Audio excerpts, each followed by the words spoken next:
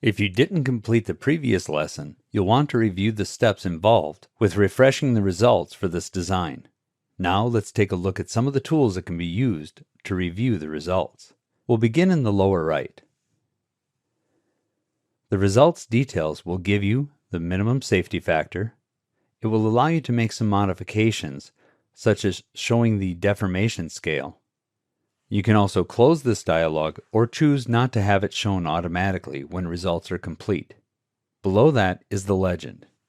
In the legend, you can select which load case you're reviewing. In this case, we only have one. You can choose what you're reviewing.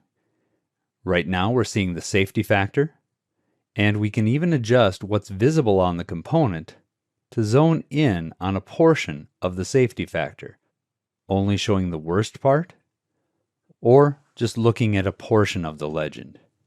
Using the pull-down menu, changing to stress or to displacement, you can see results in a different way. You'll also notice that the legend changes to reflect the different types of value associated with the different types of results. With some of these results, you can change what you're focusing on, or even the units involved. For this model, it's presently showing that 13 thousandths of an inch is the deformation on this component. We can make modifications to how the legend appears as well, such as changing the color transition to banded or to smooth. We can change the size of the legend as well. In the toolbar at the top, there are a number of options as well. The ability to animate the results can be done either through the mini toolbar or the panel on the right, playing the results and seeing that over time what the change is. You can have this one-way or two-way and change the speed.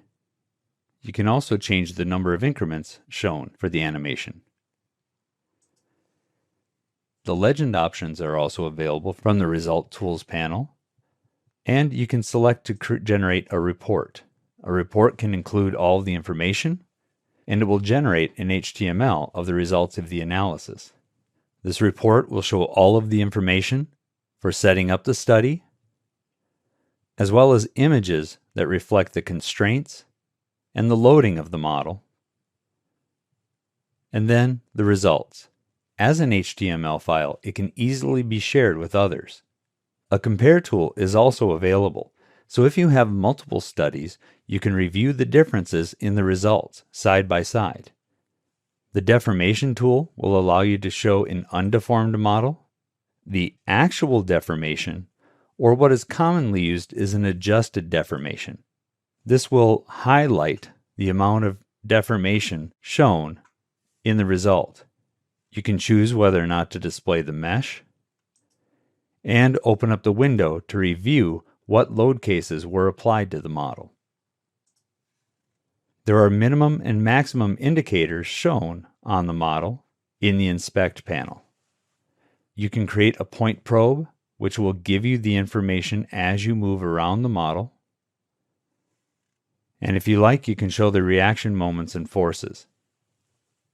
When you're done reviewing the results, you can simply click Finish Results to return back to the simulation workspace. As powerful as the analysis tools are, it's the ability to interrogate the results of the analysis where you find the critical information necessary to develop your designs.